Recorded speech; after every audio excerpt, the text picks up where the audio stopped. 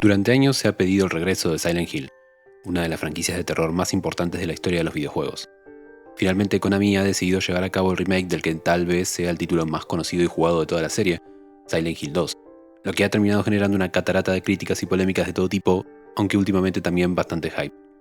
La obra original marcó un antes y un después para el género del terror en el mundo de los videojuegos.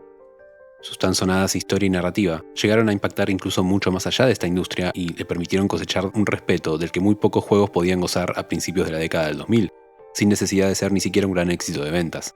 Cualquiera que haya disfrutado de esta obra maestra del terror psicológico sabrá por qué estos apartados han sido siempre tan aclamados y han posicionado este título como un favorito indiscutible para millones de personas alrededor de todo el mundo. Lo que genera este juego, una vez que llegamos a ver los créditos finales, lo generan realmente muy pocas obras en el medio. Y esto se debe a que Silent Hill 2 refleja de manera inigualable una de las mayores debilidades del ser humano actual y moderno, es decir, una de nuestras mayores debilidades.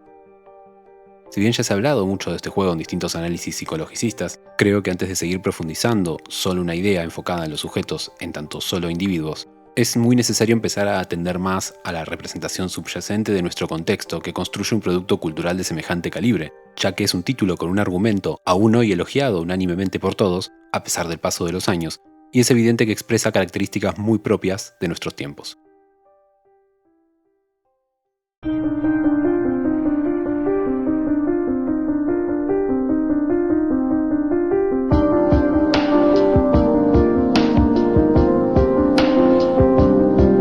Antes que nada, es necesario aclarar un concepto muy ligado a esta obra y del que tanto se ha hablado y discutido ya a lo largo de los últimos 20 años: el trauma.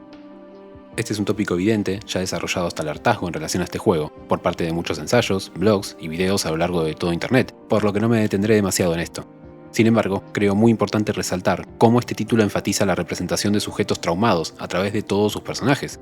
Eddie es un psicótico víctima del bullying, Angela, una depresiva víctima de abusos y violencia familiar, Mary no solo padecía una enfermedad terminal agresiva, sino también la falta de contención y el trato irrespetuoso de su marido en el peor momento.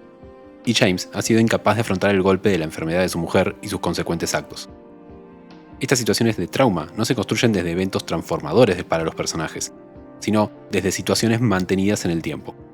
Generalmente, en la mayor parte de las obras de ficción más populares, los traumas suelen ser representados en su sentido más agudo, es decir, como episodios traumáticos puntuales que generan cambios específicos en los sujetos. A diferencia de ello, Silent Hill 2 hace una parte indisociable de su argumento a un reparto de personajes construidos desde los traumas crónicos. La culpa, el odio, la vergüenza, las pérdidas de sentido y de proyecto de vida, asociados todos con las experiencias traumáticas, se encuentran tanto internalizados como encarnados en estos sujetos. Los traumas que aquejan a los personajes no devinieron de hechos aislados y disruptivos en sus vidas, sino que de situaciones crónicas y reproducidas en el tiempo. Durante el desarrollo de cada uno de ellos, se nos deja patente que sus situaciones derivan ya sea de largos periodos de padecimiento o directamente de sufrir sus penas casi toda la vida. Como señala la antropóloga argentina María Epele, la cronificación y reproducción creciente de situaciones traumáticas van cubriendo progresivamente todas las áreas de la vida cotidiana y se transforman en un daño que tiene consecuencias permanentes, debido también a la internalización de la culpa y la individuación de la responsabilidad. Esta característica que imprime la obra sobre sus personajes es clave para entender qué pretende reflejar este título, cómo lo hace y por qué ello nos afecta tanto. Lo que busca expresar el desenlace general de este juego es la búsqueda de respuestas efectivas al trauma. Silent Hill 2 busca, de forma consciente y activa, al final, representar las posibles conclusiones que pueden darse al afrontar a nuestras propias marcas de vida. Esto pone de manifiesto que lo primero que afecta profundamente al jugador es la importancia que le da este título a la vulnerabilidad humana. Según Silent Hill 2, hoy en día, en nuestra sociedad actual, no es posible escapar al debilitado estado de nuestro aparato psíquico como parte de una sociedad enferma.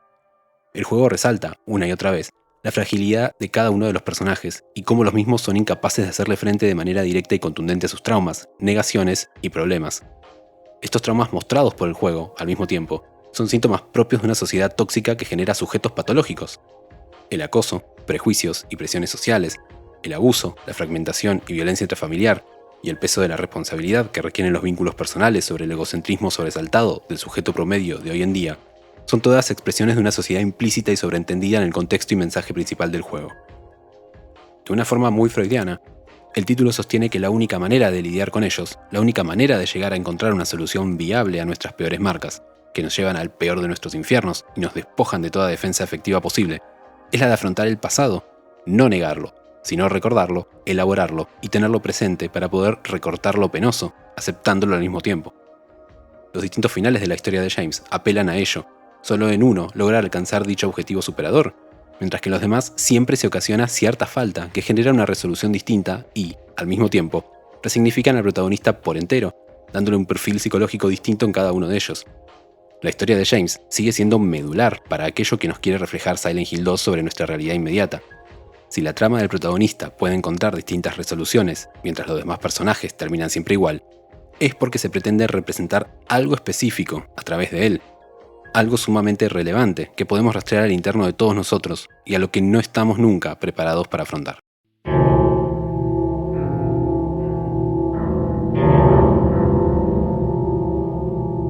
Considero que los finales de Silent Hill 2 son medulares para entender cómo este título construye su argumento más importante.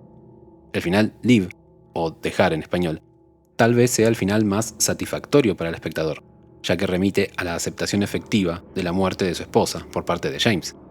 Podemos ver cómo no solo hay cierta superación de la experiencia traumática por parte del protagonista, sino que el hecho de abandonar Silent Hill junto con Laura, la niña a la que su mujer había querido adoptar, alude a que James no solo podría llegar a aceptar la muerte de su esposa, sino también rendirle cierto homenaje abrazando uno de sus últimos deseos en vida.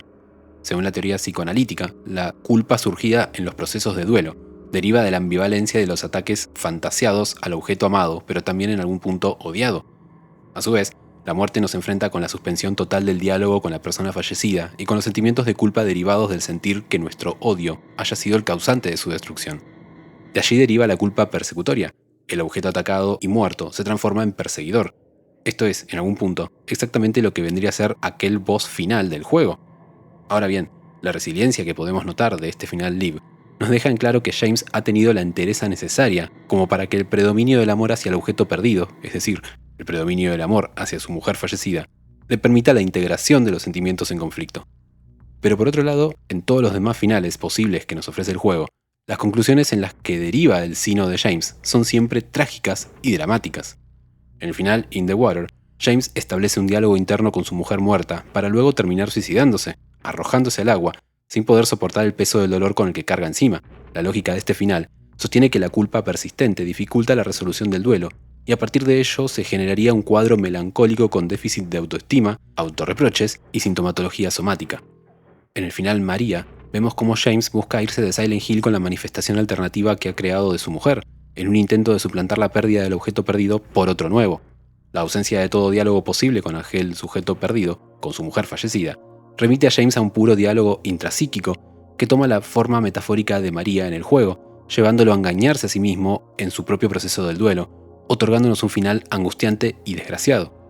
Y así también el final más oscuro y a la vez el más sutil de todos en sus imágenes, Rebirth, establece al protagonista como totalmente negado a perder definitivamente a su mujer y a lidiar con el trauma, y se nos muestra hablando solo con su mujer muerta de camino a una pequeña isla en el medio del lago de Silent Hill, buscando llevar a cabo un ritual ancestral para revivirla. Siguiendo un comportamiento psicótico, completamente ajeno a toda regulación y ética común, el protagonista busca transgredir la norma moral universal de la finitud de la vida de la materia orgánica. Totalmente despojado de herramientas para lidiar con la muerte y el trauma, James se nos identifica en este final como un sujeto perdidamente enfermo y desconectado de todo código y norma cultural. Que el juego plantea un solo final como satisfactorio y superador para la situación de James, entre 6 conclusiones distintas posibles, teniendo en cuenta que los finales UFO y Dog también pueden considerarse canon, pero no revisitaré aquí ya que son solo alivio cómicos. Creo que esto marca una pauta fundamental para que podamos terminar de interpretar al protagonista y tal vez hasta acercarnos más a su situación. James es un sujeto afectado que se ve obligado a tener que afrontar su trauma, oponiéndose a él mismo por el camino y tratando de aceptar y elaborar uno de los mayores tabúes posibles en la sociedad moderna actual: la muerte y el duelo. La muerte de Mary era inevitable. Su pérdida para James era algo inminente. Si bien gran parte de lo que vemos en el juego sucede por el sentimiento de culpa de James por lo que hizo, lo cierto es que la angustia, la desolación, el dolor y la desesperación, es decir, la situación traumática crónica, tanto de él como de su mujer, habrían comenzado mucho antes de la muerte de Mary. Habrían comenzado cuando a la misma se le desencadena la enfermedad. El problema que plantea de forma magistral este juego es que no estamos preparados para afrontar la muerte cercana. Nuestro contexto cultural y social actual mundializado y de gran escala, no nos prepara para lidiar con la muerte, y ya no solo la nuestra propia, sino que mucho menos la de nuestros seres queridos cercanos. Este es el motivo por el cual el juego cuenta con distintos finales para este tema central, que aqueja a nuestro protagonista, haciendo hincapié sobre la fragilidad del individuo común de hoy frente a semejantes circunstancias. Esto no ha sido universalmente siempre así, ni tampoco lo es en todos los contextos culturales hoy en día, pero sí es una verdad irrefutable para el modelo de sociedad hegemónica actual mundial. El antropólogo Edgardo Cordero denominaba muerte prohibida a este tipo ideal de muerte en nuestro contexto social, ya que según él era posible notar cómo todo el proceso de muerte mayormente aceptado hoy en día está orientado a la disminución y represión de los ritos, expresiones y secuelas de la muerte. Se ha universalizado la costumbre de morir a solas en un hospital, cuando la cura ya es imposible y la intervención médica se convierte en dueña del momento y las circunstancias. Al mismo tiempo, la tolerancia a las emociones es limitada. El derecho a conmoverse solo puede ejercerse en privado o a escondidas. El deber moral social exige contribuir a la felicidad colectiva evitando cualquier causa de desplacer. Resalta Cordero, un pesar demasiado notorio no inspira compasión, sino repugnancia. Es un signo de morbosidad, cuando no de alteración mental. El duelo se convierte en un proceso solitario y casi vergonzante. Este rechazo público al pesar individual, en los hechos, inevitable, que trae aparejado la obligación tácita de tener que sufrirlo a solas, agrava el traumatismo generado por la muerte de un ser querido. El trauma de James no es necesariamente más interesante, ni más duro, ni más laxo que lo de los demás personajes de la trama, ya que todos aquellos también apelan a tabúes sociales y culturales, pero se ponen en el centro de la escena, porque su situación y la de Mary son universales. No todos sufrimos bullying ni acoso intrafamiliar, pero sí todos alguna vez tendremos que afrontar la muerte propia y, probablemente, aún más rápido, la de aquellos a los que amamos. James no representa un caso particular, más allá de su acto homicida. James representa un caso general social. La situación traumática que lo ha llevado a ese punto es, ha sido o será una por la que deberemos pasar todos alguna vez. Así es como este juego genera un impacto de forma abrumadora, caracterizando a su protagonista y argumento principal desde una circunstancia psicológica frágil, pero común y compartida por todos nosotros. Los monstruos de este protagonista, el Silent Hill que recibe a James en el juego, atraviesan la pantalla y nos observan pacientes y amenazantes, sabiendo que alguna vez todos caeremos depresivos entre sus nieblas. Esta sensación nos conmueve, porque nos es posible vernos reflejados muy fácilmente y de forma inmediata en aquella vulnerabilidad, en aquella falta de respuesta inmediata y efectiva contra la angustia rotunda que nos plantea la muerte en nuestros días. Como sostuvo alguna vez el antropólogo clásico Geoffrey Goethe, basta vernos privados de un solo ser para que todo se vacíe, pero ya no podremos decirlo en voz alta. Lo que antes era regla, ahora es prohibición.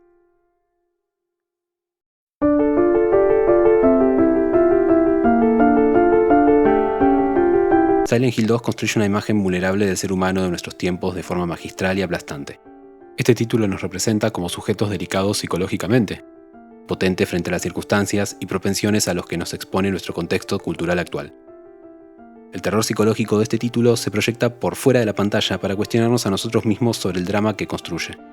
Al jugador de este juego le es imposible quedar ajeno y evitar conmoverse por la tragedia de sus personajes y especialmente por aquel de su protagonista, que se erige como un avatar incómodo de todos nosotros. Por esa razón, el juego cuenta con distintos finales que cada uno caracteriza y resignifica de manera distinta a James, porque todos nosotros podríamos llegar a terminar de forma distinta, enfrentando nuestros traumas, y por esa razón también, es imposible que su argumento no altere emocionalmente al receptor, ya que no hay necesariamente un final feliz per se, sino distintas formas en que deviene una situación psicológica específica, con la notable excepción de que la situación psicológica central planteada en el juego es la misma por la que, tarde o temprano, todos deberemos pasar en la vida.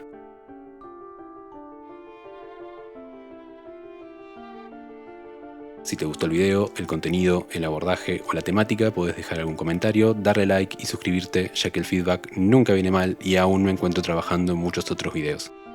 Muchas gracias por llegar hasta acá y adiós.